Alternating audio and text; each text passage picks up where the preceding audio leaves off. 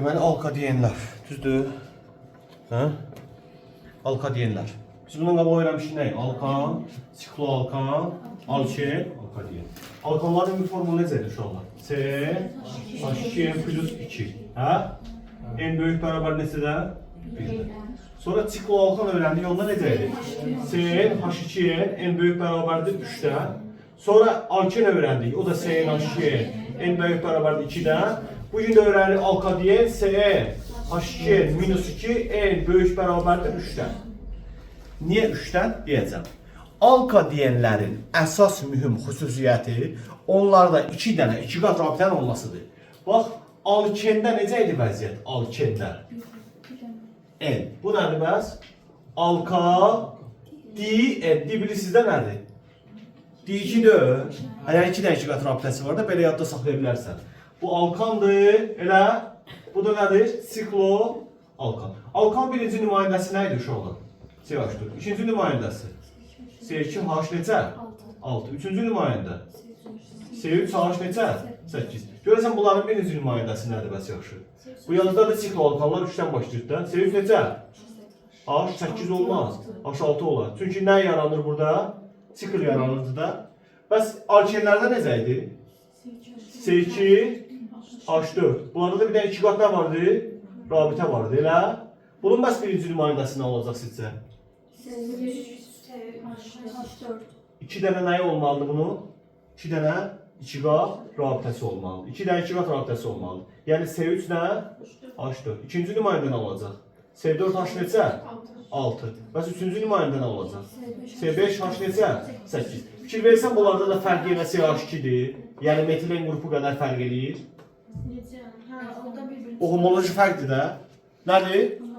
Yəni bütün siniflərdə belədir. Əgər bir homoloji sıra yaranırsa, mütləq homoloji fərq də CH2-dir, yəni metilendir. Metilen demək hibrid orbitalının sayısından artı deməkdir. 4 dənə. Qeyri-hibrid 2 dənə. Rabitə sayı 3 dənə. Kütlə 14 vahid. Bilirsiniz də bunları? Düzdür? Anladım. İndi sırf keçək bunlardan danışaq da. Bunların ilk nümayəndəsi uşaqlar propadiendir. Nədir? Propadien. 3 karbonlu. Çünki minimum gəlir 3 dənə karbonun ola ki, neynəyəsən? Minimum 3 dənə karbon olmalıdır ki, sən 2 dənə 2 qat rabitəni yerləşdirə biləsən. Ona görə ilk nümayəndə budur. C3H neçə? 5 yox. C4, H4. 3 dənə 2 qat rabitəni qoyduq. Təbii ki, bu 2 qat rabitəli karbonların hibrid vəziyyəti də təşkilatdan fərqlənir də. Məsələn, propadiyendə bu sp2-dir, bu sp-dir, bu da nədir? sp2. Bunun səbəbi keçən dərsdə söyləmişdim də niyə? Çünki pi rabitəsi ortaya nə qoyurlar bunlar? P buludları qoyurlar da, elədir? Bu da ki, mərkəzdəki karbon istər P buludunu qoyur.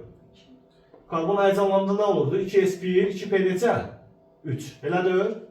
S-də 1 orbital, P-də 3 elektron, elədir? S orbitalı, bunlar da P'dir də.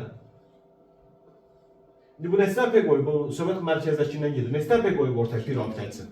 İkisini yox edir, ikisini sayma. O zaman bu nə olacaq? Bir dənəsi, 3 dənə P var, ikisi getdi də. Neçəsi qalıb? Bir P qalıb, bir dənə S-dən. Ona görə mərkəzi, həmin 2 dənə 2 qat rabitəsi olan karbon nədir? SP-dir. Səbəbini başa düşdün, Nilda? Dəniz? Anladım. Keçək bunların adlandırılmasını. Deməli uşaqlar, bunları beynəlxalq üsulla adlandıranda, beynəlxalq üsulla adlandıranda. Eyni ilə alkenlər kimidir. Eynilələr kimidir? Məsələn, alkandakı anı götür yerinə diyen qoy. Nə qoy? Bir də ki, 2 qat rabitələrin yerini nə etməlisən? Mütləq şəkildə göstərməlisən də. Tutaq ki, deyə belə bir şeyim var sənin, tutaq ki, belə. Biraz uzun uzadı seçək.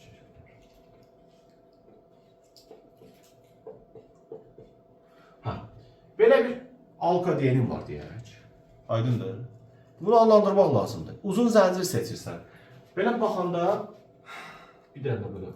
Bunu bir dənə belə qoyuram. Biraz uzadıram. 1, 2, 3, 4, 5, 6, 7 var ha. Amma belə baxanda neçədir? 1, 2, 3, 4, 5, 6. Mən bu 6-nı seçəcəm, 7-ni yox. Çünki 2 qat rabitələr gərək mənim seçdiyim zəncirin içində olar. 2 qat rabitələr nə olar? Seçdiyim zəncirin nəyində olar? Əgər mən belə gəlsəydim, geçsəydim, bu 2 qat rabitə kənarda qalmış olacaqdır. Harada qalmış olacaqdır? Elə seçməlisən ki, zənciri 2 qat rabitə içində olsun, ikisi də. İndi sağdan mı nömrəliysən, soldan mı nömrəliysən?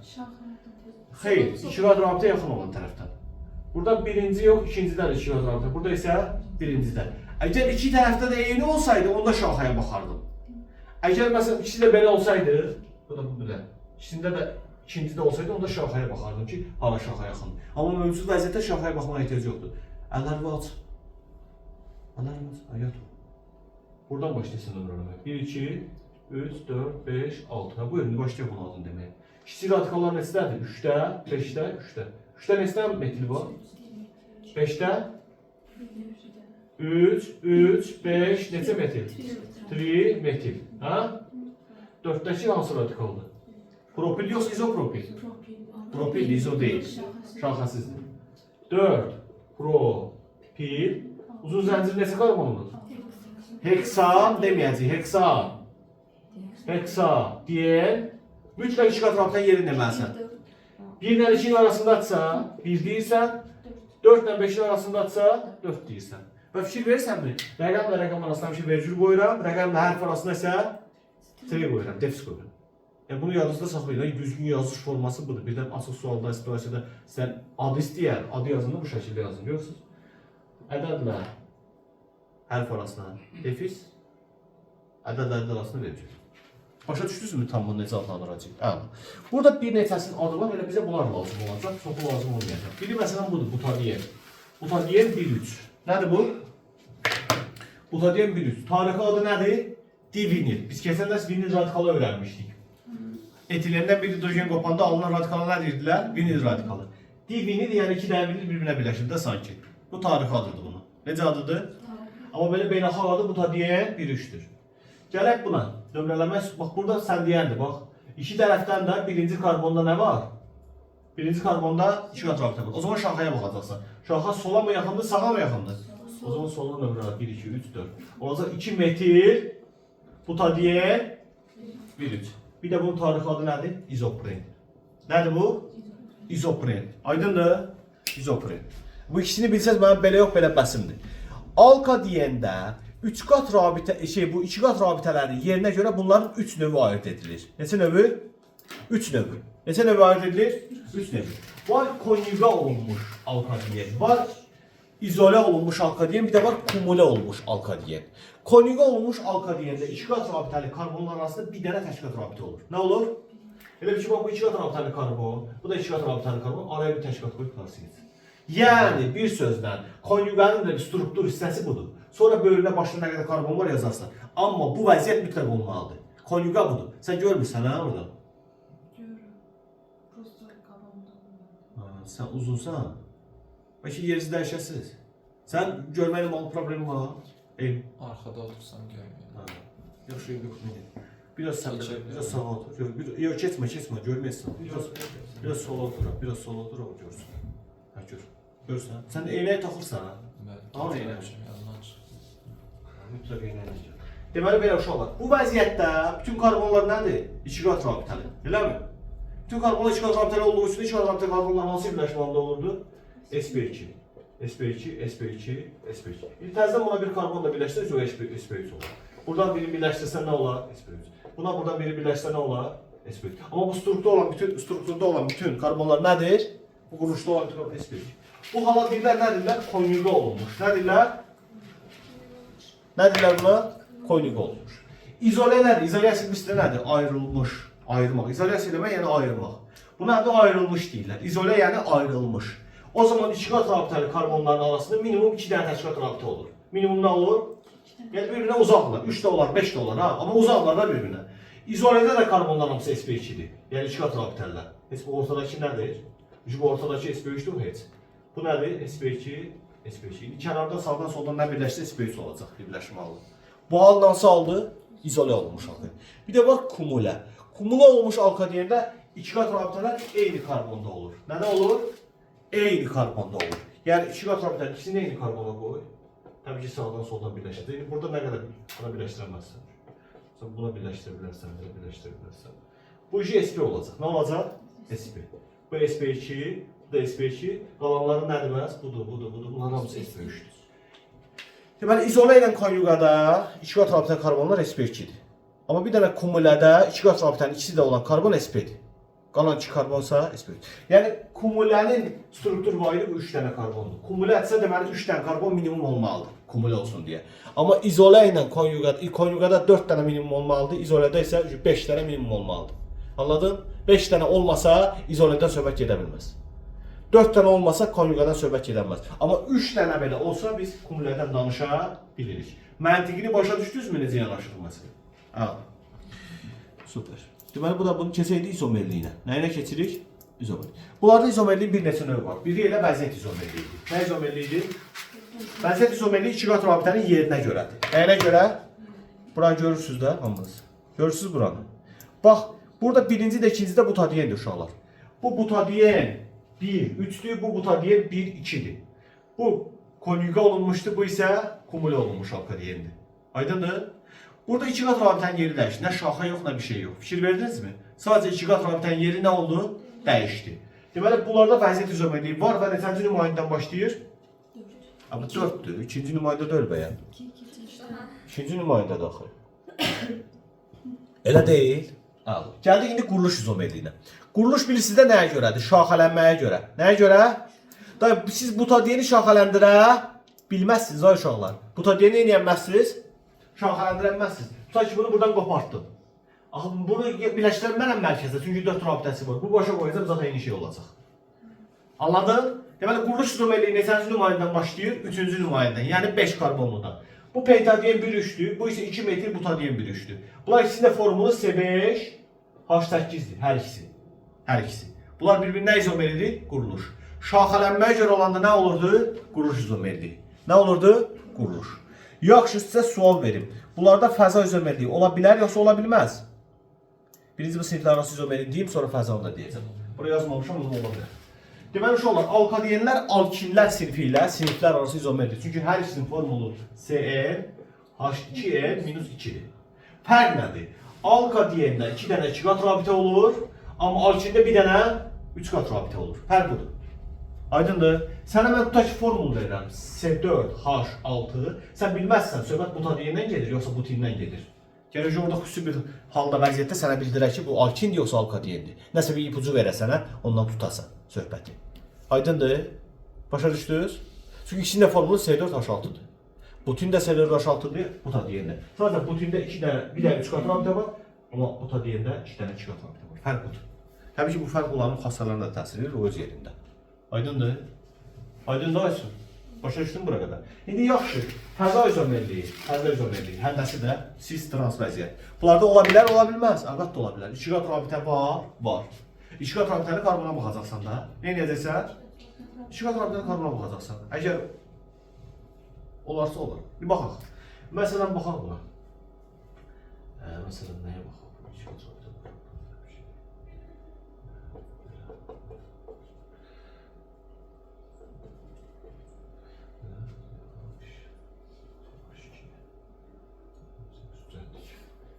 Bu nədir?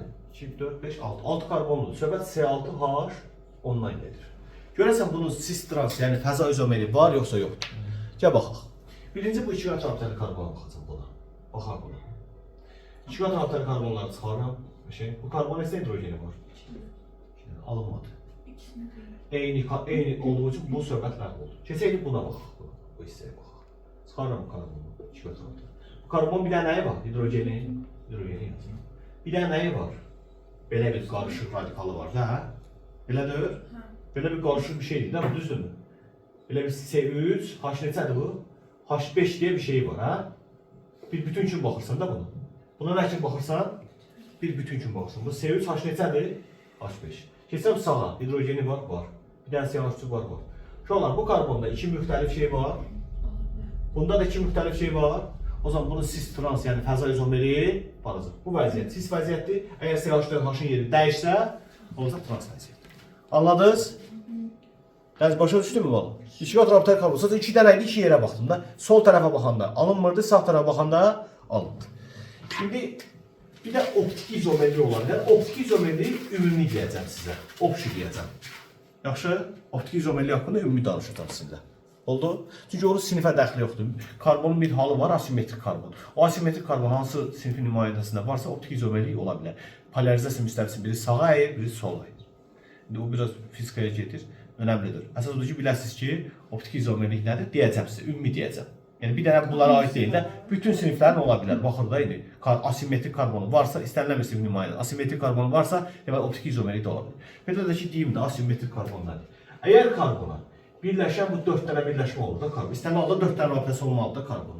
Bu 4-ü də fərqli şey olsa, məsələn bir yumrusu olsa, bir dənə kvadratı olsa, bir ulduzu olsa, o belə bir şeylər. 4-ü də fərqli olsa, bu karbon asimetrik karbondur. Bu karbona sahib olan kimyəvi birləşmə maddə də optik izomerliyi var həmin maddənin. Deyirsiniz, məsələn, necə ola bilər ki, belə bir şey olsun? Göstərim də. Məsələn, bura bir hidrogen qoyuram. Bura bir CH3 qoyuram. Məsələn, bura bir CH2 kvadratda CH2 qoyuram. Burada bir dənə məsələn nə qoyuram? Burada C2H5, burada izopropil qoyuram. CH3, CH3, izopropil qoyuram. Bu ayrıdır, bu ayrıdır, bu ayrıdır, bu da ayrı şeydir. Yəni bu karbonun 4 qolunda, 4-ündə də fərqli radikal var, eləmi? Hə? Fərqli hissə var. Düzdürmü? Hissəcik var. O zaman bu karbon asimetrik karbondur. Bu maddənin də optik izomeri var. Və ki, bunun bir dənə belə güzgü əksi var sanki. Anladınız mı? Başa düşdünüz? Oldu? Hidrogenə elə birləşibilir, yəni hidrogen tərkibində. Zaten elədir, biz sadəcə bunu bölünə yazırıq. Həmçin rahat olsun. Hətta zaten hidrogenin rabitəsi yoxdur belə. Ürəyim istəyir, buraya yazmaram, buraya yazmaram. Nə fərqi var ki? İçi yanı deməli, hidrogenin rabitəsi var da, rahat olsun deyə. Uzanmasın. Deməli, bunların da nəyi ola bilər? Optik izomerliyi nə edə bilər? Ola bilər.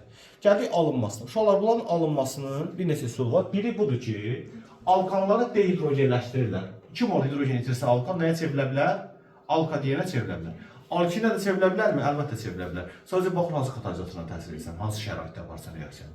Aydındır? Deməli, alkanla, yəni CnH2n plus 2-dən temperatur katalizator vasitəsilə CnH2n minus 2 alarsan plus 2 molda hidrogen çıxır. Oldu mu?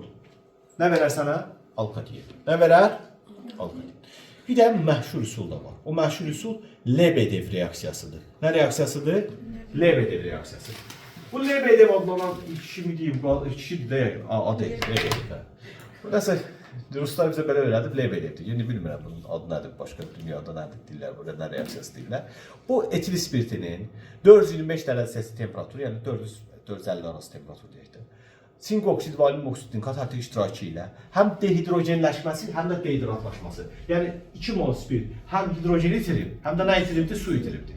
1 mol hidrogen 2 mol su itirir, çevrilir butadiyen bir üçə. Nəyə çevrilir? Divinil verir bizə. Divinili bu üsuldan almaq olar. Bax, etil spiritidir, 425 dərəcə temperatur, sink oksid, alüminium oksidin kataltik iştirakı çevrilir nəyə?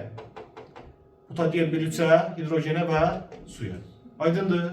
Başa düşdünüz? Aldın mı butadiyeni? Aldım. Fizik hadisələrine gəldikdə, bunlar da 4-ə qədər qazdılar. Yəni propadiyen ilə butadiyen qazdır. Bu izopren, yəni pentadiyen isə uçucu mayedir. Yəni bu üçünü bilsəz belə yox, belə bəsimdir. Bu da alkanlar, çikoalkanlar, alkenlər kimi emer artdıqca qaynama temperaturu, ərimə temperaturu artır, sıxlıq artır. Sonra bunlarda da suda həll olma söhbəti yoxdur. Demək olar, həll olunurlar. İç nümayəndə yüngül ola bilər, sonrakılar ümumiyyətlə həll olunurlar. Bunlarda da emer artdıqca izomer sayı da artacaq. Bir var 10 karbonlu müxtəlif vəziyyətlərə salarsan, bir var 25 karbonlu. Təbii ki, 25 karbonda daha çox variant çıxır ortaya, təbii ki, izomer sayı daha çox olur. Aydındır. Kimya xassəsinə gəldik. Bunlar da doymamışdı. Bunlar da nədir? İndi sizə sual verirəm. Cn, H2n, belə, bura H yazmıram. Bir boşluq qoyuram. 2n minus 2. Bu doymamış bir haldır. Bunu doymuş hala gəlmək üçün gələ belə olar. Cn, H deməyim. H deməyim, nə olur olsun. 2n plus 2-yə. Bundan buna doymaq üçün neçə mol hissəcik lazımdır bana? 2 mol. Bu 2 mol istəyən hidrogen götür, istəyirsən xlor götür, istəyirsən H-xlor götür, istəyirsən su götür. Fərqi yoxdur, nə götürsən götür. Yəni Cn, H2n minus 2-ni bunlarla salsan, müəyyən şəraitdə biri nə bilim işıqla, biri nə bilim temperaturla, biri katalizatla fərqi yoxdur. Salsan, alarsan, yuxarıdan alarsan Cn, H2n plus 2, yəni birbaşa alkan alarsan. Burada alarsan Cn, H2n, xlor 2. Yəni doymuş hal budur da. N dənə karbonun böyründə 2n plus 2 dənə nəsə olsun. İstəyir xlor olsun, istəyir OH olsun, istəyir hidrogen olsun, amma nəsə olsun. Bu doymuş haldır. Yəni n dənə karbon bir-birinə birləşsə, böyründə doymuş halı budur. Başa düşdünüz? H-xlor nə olsa olar Cn, H2n plus 1 xlor. Belə olur da deyəsən.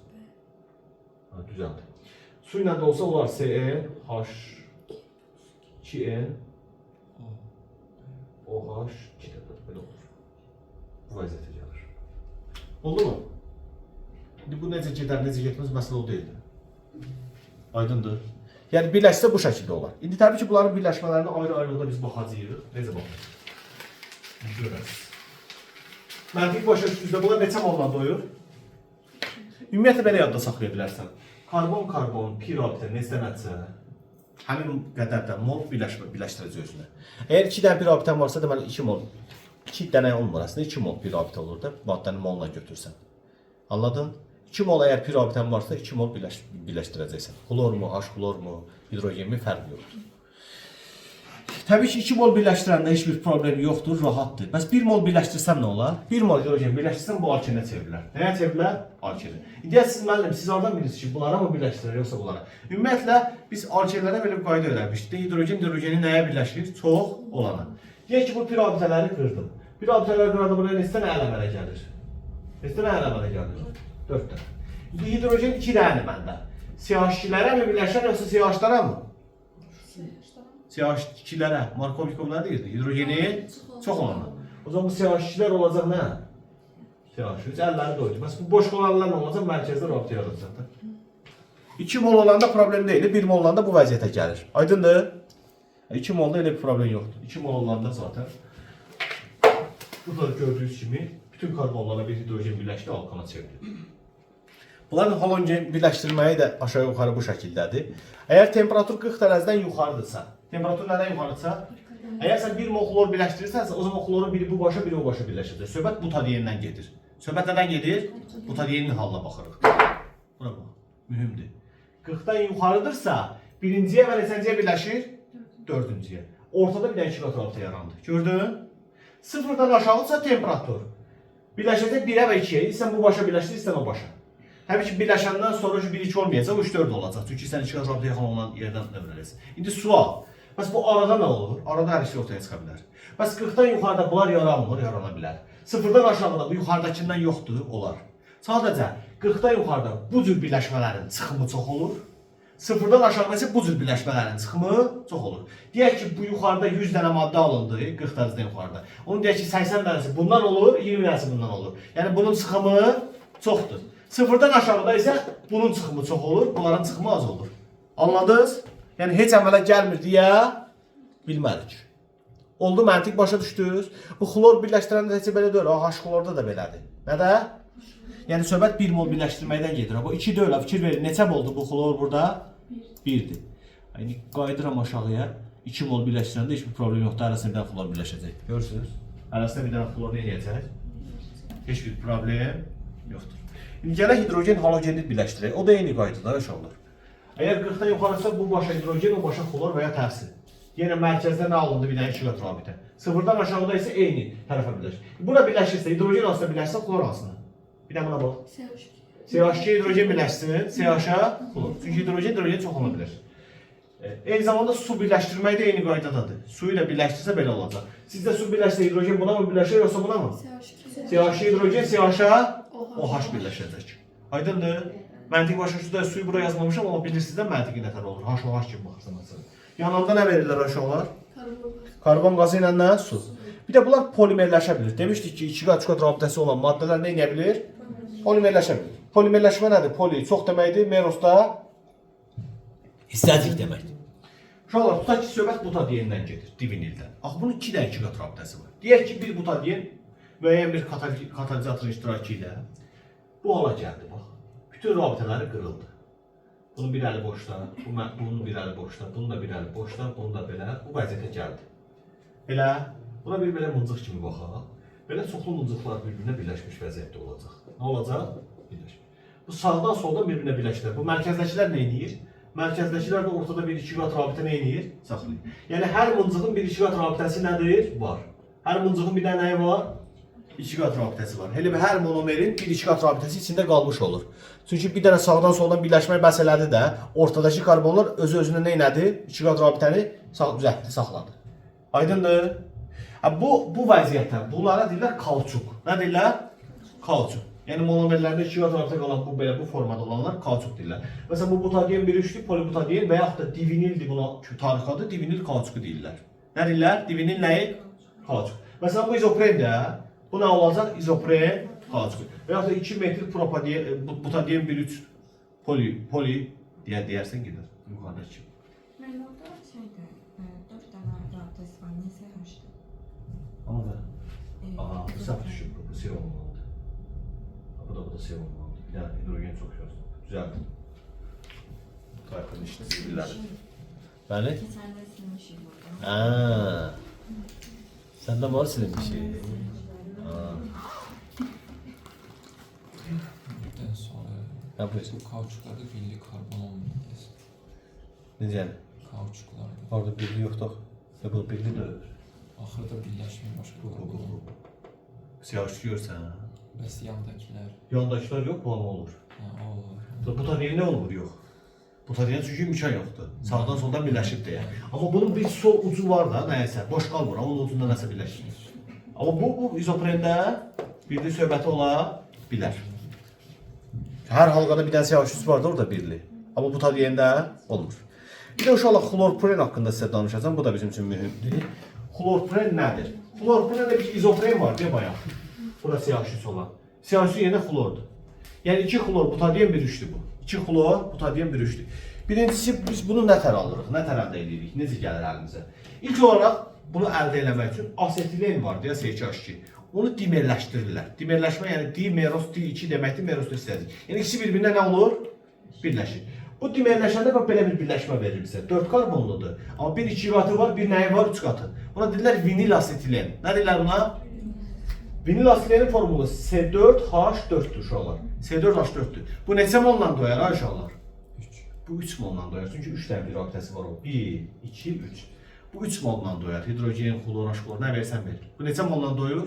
3 molla. Bu alkadenlər kimi 2 molla doymur. Bu neçə molla doyur? 3 molla. Bu vəziyyətdə var ha vinil asetilen. Vinil asetilen. Bunu götürürlər, salırlar H-xlorla. İndi sual verək. 3 qat rabitəmiz zəifdir, 2 qat mı? Əlbəttə 3 qat rabitə zəifdir. 3 qat rabitə pi tez qırılır. Bu bir dənəsi qırıldı, ikisi qalıb, bir dənəsi qırıldı. Hidrogen buna mı birləşir yoxsa buna mı? Taş olur. Burada oldu H2, xlor da olsa birləşdir. Al sana nə? Xlorpren. Nədir bu? Xlorpren. Oldu mu? Ha, bu da polimerləşəndə bizə nə verir? Xlorpren kauçuku. Nə verir bizə? Xlorpren nəyi? Kauçuku verir. Aydındır? Soruş, nəsə soruşmaq istəyirəm, denə. Başa düşdünmü? Bu kauçuklar öyrəndik, biz 3 dənəsi öyrəndik də. Divinil kauçuku, izopren kauçuku, bir dənə xlorpren kauçuku. Bunlardan izopren kauçuku təbii kauçukdur uşaqlar. Nədir? Təbii. Digər ikisi isə sintetikdir, yəni özümüz sintez edirik onu. İzopren nədir? Təbii kauçukdur. Bitkilərdə var, hevey ağacında var. Braziliyadır vətəni. Südə bənzər bir şeydir. Yığırlar bir ağacı çərtirlər. Süd axır yığılır, təbii kauçuk. Sonra ingilislər bir yolla onu gətirib çıxarıblar. Müstəmləkələrində zat. Əvvəllər ondan top düzəldib belə oynayırmışlar. Top düzəldirmişlər də. Plaşerdir də belə. Kauçuk da belə. Təbii burada su geçir. Rezin kimi. Rezin də bundan alınır. Deməli qulaq asın. Bunlardan hansıdır dedik? Hansıdır dedik? İzopren. Nədir?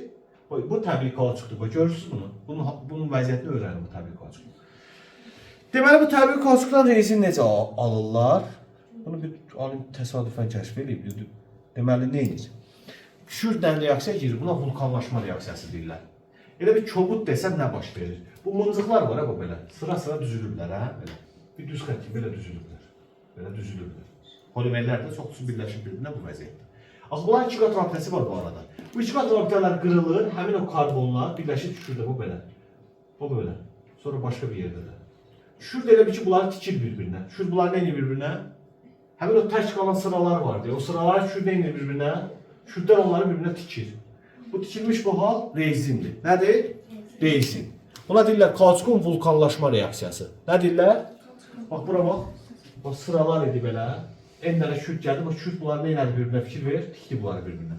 Əgər şürdün bol eləsən artıq çox yerdən tikiləcək, ebanet olacaq. Ebanitin rezindən fərqi odur ki, rezin rahat da artıla bilir, elastikli ebanet yox amma. Ebanet möhkəmdir. Aydındır? Başa düşdük? Deməli rezin nədən alınır? Kauçukdan. Kauçukun nəyindən? Vulkanlaşma reaksiyası. Kauçukun vulkanlaşması nədir? Onun nə ilə reaksiyası? Şürdlə reaksiyası. Şürdün işi burada nədir? Şürd əslində bu polimerləri bir-birinə nə edir? Tikir. Anladın? Torvari bir quruluş yaradır. Necə quruluş? Tora bənzər bir quruluş yaradır. Aydındır? Bu quruluşda bizə rezin verdi, dartıla bilən bir şey. Amma bir də çox dikilsə, çox olsa, kürdü bol olsa, onda ebolit olur. Darta bilmirsən. Aydındır? Gəlirik bunların təyininə. Bunlar necə təyin edilir? Uşaqlar, bunları bromlu su ilə ya da kalium permanganatla təyin edirlər. Nə ilə? Bromlu su ilə və yaxud da nə ilə? Kalium permanganatla. Əgər bromla girsə, belə 4 bromlu alkan törəməsi alınır. Amma əgər kalium permanganatdan salsaydın, OH plus H2O, qısa yazıram. Salsaydın 4 atomlu spirit alardın. Nə alardın? 4 atomlu spirit. Elə hərəsində bir dənə birləşəcəkdi elə bir. Hərəsində bir dənə birləşəcəkdi OH. Alkenlərdə 2 atomlu spirit alınırdı. Bunlarda neçə atomlu? 4 atomlu. Aydındır? Nə qədər 2 rabitəli karbon var, hərəsində bir dənə OH birləşmiş olacaq. Aydındır? Başa düşdünüz? İndi alkendimi, yoxsa alkadiyendimi, onu bizə təyin üçün əlavə işlər görməlisən. Çünki hər işi rəngsizləşdirir də, kalium permanganatı da bromlu suyu da rəngsizləşdirir. Bir də bunların şeyini yazmamışam bura mən. Onu da yazdım, indi salırlar da. Məsələn, düzgün rəngsizləşdirir sorarlar. Hər halda salırlar. Nədən söhbət edirəm bilirsiniz? Hədəyə atom sayı, kütləsi, rabitə sayı, rabitə yaradan orbital sayı və s. Uşaqlar, birinci bunların formulu necədir? Cn H2n minus 2. N neçədən böyük bərabərdir? 3-dən. Atom sayı istəsək, yazmayın, çəkərsiniz, yazarsınız sonra, qulaq asın mənim. Atom sayı necə tapılır, qarşılar? Karbon sayı n dənə, hidrogen sayı 2 minus 2 dənə. Cəm nə qədər olur? 3n minus 2. Kendi rabitə sayından danışaq. Nədən danışaq? N rabitə. İndi bu rabitə sayından danışanda, burada iki yerə bölə bilərəm bunu. Sigma rabitə, bir də nə rabitə? Pi rabitə. Bölə bilərəm bu iki yerə. Sigma rabitə demişdik ki, açıq zəncirlərdə sigma rabitə sayı atom sayından bir dənə az olur. Demişdik, deməmişdik. Səbəbi necə eləmişdik? Çünki karbonlar bir-birinə birləşir. 3 dənə karbon birləşirsə neçə yerdə birləşir? 2 yerdə. 4 karbon birləşirsə neçə yerdə birləşir? 3 yerdə. O zaman sigma rabitə sayı bərabərdir atom sayından bir dənə az. Yəni nə qədər? 3n çıx neçə? 3n çıx 1. Bu 3n çıx 1-in də 3n çıx 1-in də. Bir dənə az olur 3 olur. Kim dedi bilməli?